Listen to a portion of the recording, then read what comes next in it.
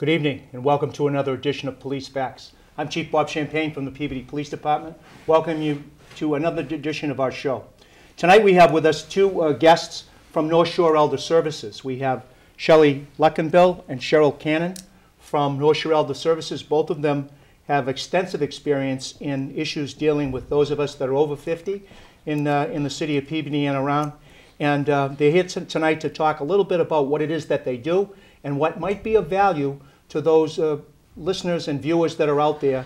And if you have sort of issues with someone that you suspect is being abused, or if someone who is having some difficulty with finances or other things as a result of a loss in their family. So, ladies, welcome to Police Facts. I'm going to introduce you a little bit. Shelley, introduce yourself, actually, if you would. Tell us a little bit about yourself and what it is that you do. Shelley Luckenbill. I manage Protective Service, which is a agency that investigates elder abuse for people over 60. So we investigate financial exploitation, self-neglect, physical abuse, sexual abuse, emotional abuse as well. And Cheryl? I'm Cheryl Cannon. I'm the statewide coordinator for the Massachusetts Money Management Program, and we assist elders with their day-to-day bill paying and finances. We have a core of volunteers, and we match a volunteer with with a client to assist them with paying bills, setting up a budget, and again, it's for elders over 60. So I stand corrected here of being over 50, over 60, I still qualify, unfortunately. But let's talk a little bit about the interaction with police with both of the sort of subject matters that you're expert in. Your expertise is in investigating things that involve abuse in Correct. Various forms. So there was sort of a litany of things that are there. Most often the police will contact you if we find that someone is what we believe is a victim of a crime, that someone's taking advantage of elders. Is that sort of, tell us a little bit about what you do there, and do you do this yourself, or do you have a staff of people that do that? Well, I manage the program, so I do it myself, but most of the time it's one of my 6 team members that go out and investigate. We do get phone calls from the police sometimes while they're still out in the field. Usually if they're out in the field, it's a self-neglect case. An elder who's confused, demented, maybe dressed for the summer in the middle of the winter, doesn't know where they live, doesn't have ID, those types of things. For crimes, if it's strictly a crime, it's your team, right? If it's financial exploitation, your detectives pick up that part. My team picks up the part of where's all the money, who's supposed to be managing the money, is there a power of attorney, all the stuff that could lead into the court side. So depends on the type of abuse, where our involvement comes from. Okay, so in a part of that, now we sort of touched a little bit on Cheryl's expertise.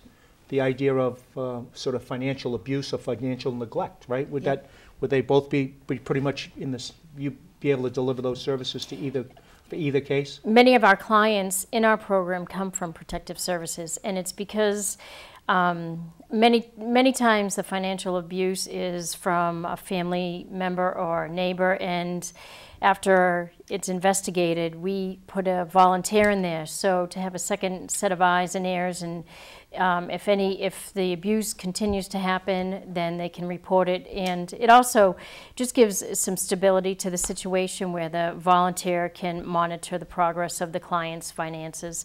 And it's not always just financial abuse. Some of them just fall victim to scams. And when they have a volunteer in there paying the bills, well, the client remains in control, but they can see the signs and money flowing out of the checkbook that just isn't a normal expense for the elder, so they can then report it to North Shore Elder Services. We can step in and help the situation again. So talk to me a little bit more about how one would recognize those sorts of things. If it were my mom or my dad or somebody that was related to me that was having some difficulty from either form, and I think currently just the economics of the time are such that everybody seems to be watching everything, every dollar that's out there, unless you're one of the multimillionaires, which few live in the North Shore. Yeah. There's a few, but most of the folks that we deal with are sort of just regular folks. How would we recognize that, or how would we recognize that someone might need some help from either of you? Well, I think if it comes into protective service, there's a few times where the financial piece comes in before it ever gets to the money management side. There's some telltale signs, especially in this economy, where I always use Joe as a son, but son or daughter's living with mom. Mom doesn't seem to have any, enough food or clothes and that type of thing, but, son's driving a new car. Those types of things people will call in about. And we encourage people to make the phone calls, not to investigate themselves. You don't need to know that Sonny Boy is actually exploiting mom. You need to know that you're concerned. We take that, we would investigate. We may find out that that there's some mismanagement of funds. In that case, if there's no other vital family members that are appropriate to manage the money, we would pass it off to Cheryl's group to see if it would be a good match there, or alternatively take it to court, depending on the situation. So to passing it off to, you mentioned you have a group of folks that are volunteers. Yes. That are there, and then you emphasized, I think, to me that the folks that will always be in control of their own finances would be the people that were there. So the elder person that's there that's having the difficulty, they would have the final say. Yes. And they do. who might these volunteers be, and where do you get them? We, a lot of them have financial backgrounds. So they are retired bankers, retired CPAs, accountants, bookkeepers, and it's amazing the great quality of volunteers that we get.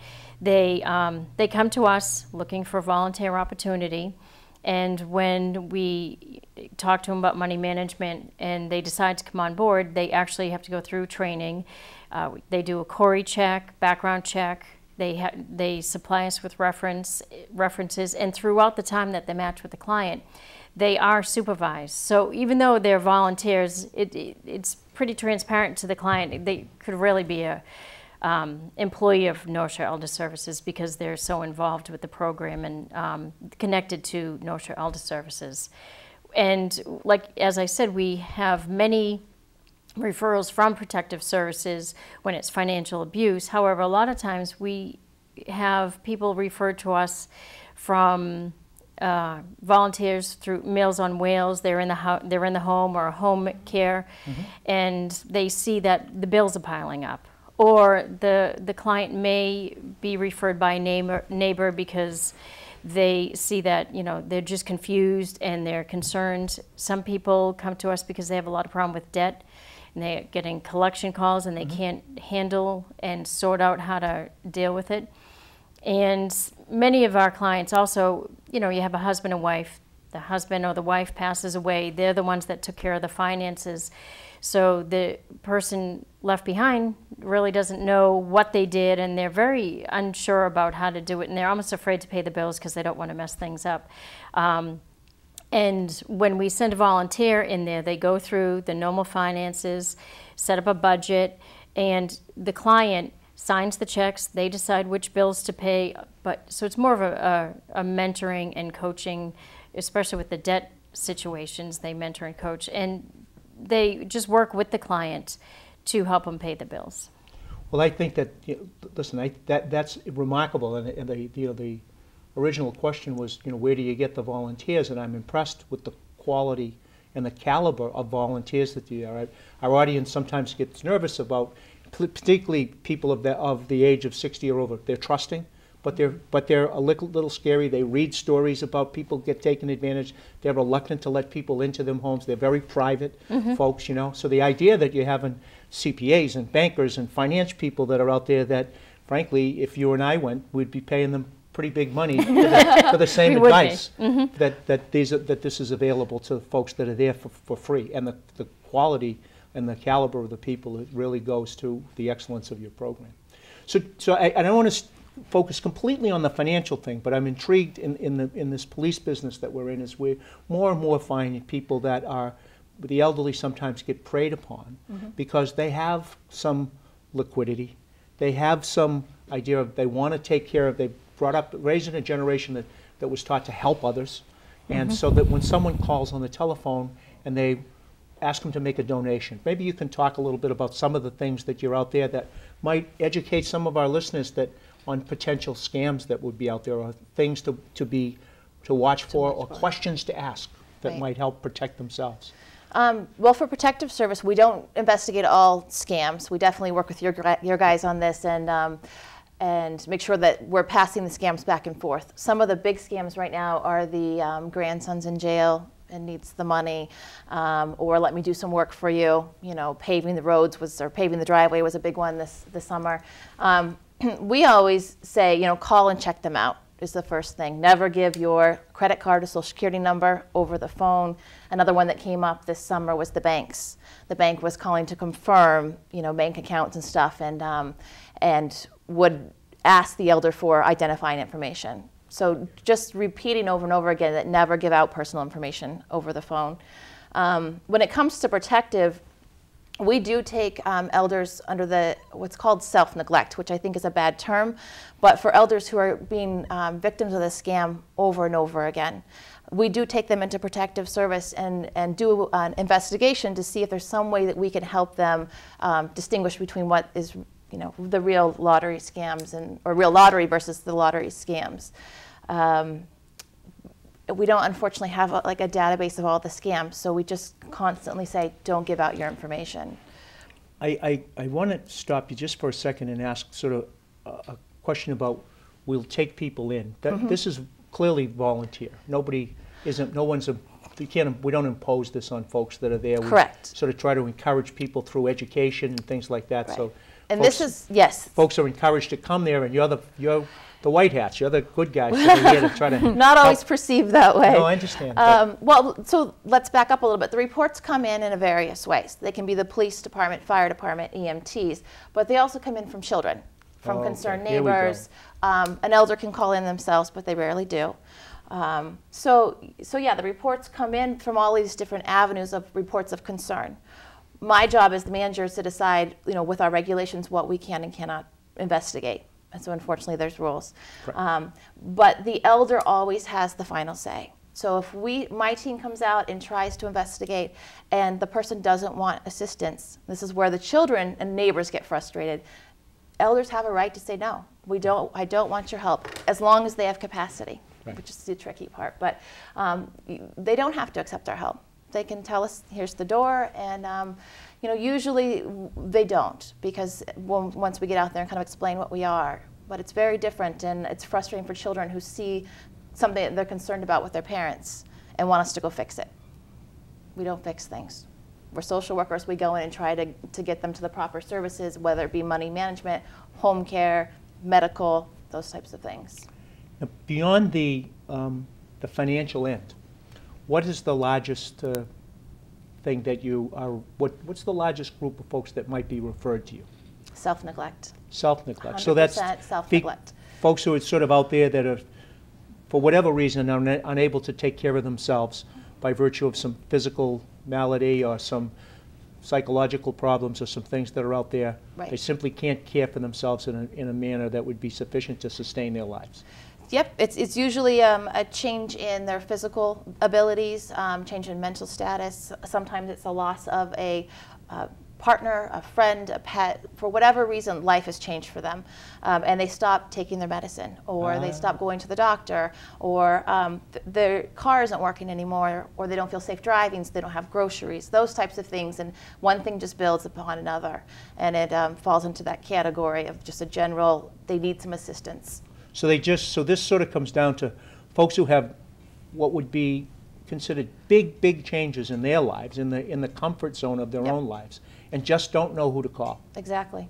And I think the one key thing the protective service kind of gets lumped into that DCF, DSS group of, DCF is Department of Children and Family, right? Yes. And Department of Social Services. Right. We're a separate and distinct group here that deals just with those over 60. We're just over 60. The DCF is with children, and they have different rules. So we kind of get lumped into that. We have some sort of authority, and we don't. We're go in and try to get services for these people, specifically dealing with whatever issue it is. But we don't go in and remove people from their homes, which is the big thing that people think. Protective service comes in and removes people, and we don't. In fact, North Shore Elders in general, mantra and motto is to keep elders in the community. We don't put people in nursing homes. We don't, come and whisk them away. We really try to keep people in the community as long as they want to be there. So folks that come to take either of your services don't have any fear of you're going to come over and take over their finances, you're going to come over and take over their house, you're going to force them to move places where they don't want to go, that they're safe in the environment that they're comfortable in, and your job is simply to come here and make that comfort level more satisfying for them. And to keep them in that environment. And to keep them in that environment for as long as they can. As long Absolutely. as they possibly can. Our motto is life made easier. And it's really true. We're trying to keep elders in the community, in their homes, where they know, where they feel safe, where their family can come and visit, and there aren't, aides in all the time. So we try to bring as much service into the home as possible. So tell me how one would, well, we talked about how one would get in touch with either of you, and we're going to post, for our listeners, we're going to post the telephone numbers and the names and the agencies that are up there as we go through this during the show. But tell us how, this seems to be a very sort of contemporary issue, I think. We have a society that's aging. I think that in Peabody, I know the fastest growing population is those that are over 50 in Peabody. Contrary to what it was a number of years ago, more and more folks are going to be sort of getting to that age where they normally sort of start having a little bit of forgetfulness and then sort of an inability to sort of take care of some portion of their life that they're looking for help for. Talk to me a little bit about how we bring this all together. All of our services go through our main information services department. So if someone needs anything, where do I call for fuel assistance? Where do I call? So you could call 1-800 It's just our main number, which is the 978-750-4540. They speak with someone who knows where to direct them. It's like one-stop shopping. Okay. So if they're concerned about their mom or their neighbor, they can call in and say, I think I need to file a protective service report. They're concerned that they need a shopper or a companion. They think they need money management.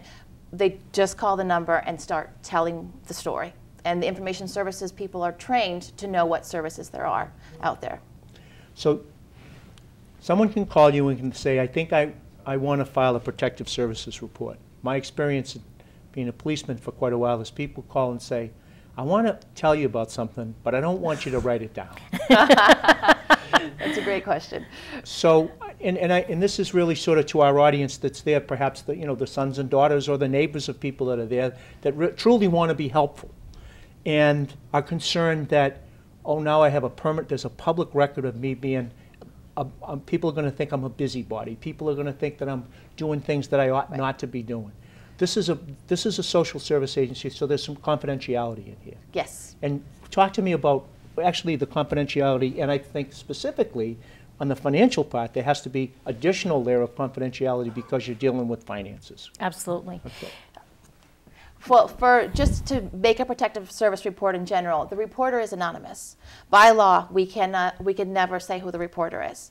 So everybody that wants to call you is protected, and even if they say, I'm Robert Champagne, I want to talk to you about a friend of mine that lives down the street, Joe Smith, and he's having a problem and I think he needs some help, I remain anonymous. Absolutely. We're never allowed to disclose that under any condition. Okay. Now, with that said, if Robert Champagne's the only person that's been in this contact with this elder for the last 5 years, they can figure that out, They can figure it out. So we but can't protect them from everything, Right. Which I think is important to say. But we never disclose that. Our records are not public, unlike yours. Yeah. So they can be subpoenaed, but they're redacted. So they are very private. They're very hard to get to, and people should not be concerned about reporting that we're going to call the elder and say your daughter called and said. We don't do that. even if the elder calls themselves and asks for help from you, there's some protection of confidentiality outside Absolutely. of that sphere, because The elder controls the investigation. So the elder can call us, or the daughter can call us, and we'll meet that elder, and we'll say, who can we talk to? And I may know that if we just called the doctor, we'd get everything we wanted to know. But if that elder says, I do not want you to call my doctor or my daughter, then we don't. we don't. That is the end of the story. Okay. For money management, For money management, as I had said earlier, the volunteers are trained, and one of the things that we train them on is confidentiality. And again, they're trained and supervised. One further step we take, because we have a person in there working with someone for their finances, we actually monitor the accounts.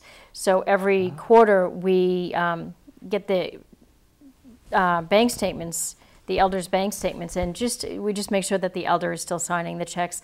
There are no checks written out to the volunteer or to people that aren't on the regular expense list, so that we can it's just a safeguard to make sure that they're keeping the elder's best interest.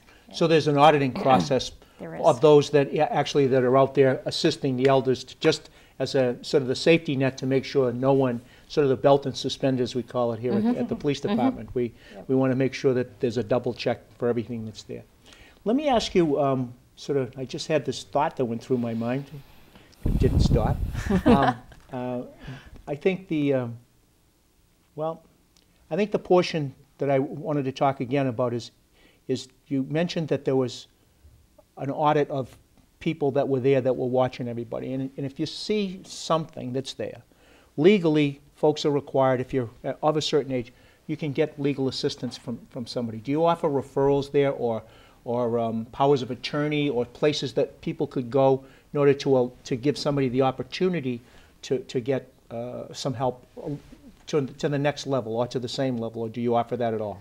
Well, within protective service, if the exploitation is to the point where the DA, the district attorney, is being contacted, or there's crime involved, those types of things, or it's more than just balancing a checkbook or kind of making sure the bills are getting paid, we do have the avenue where we use our attorneys to go into the courts.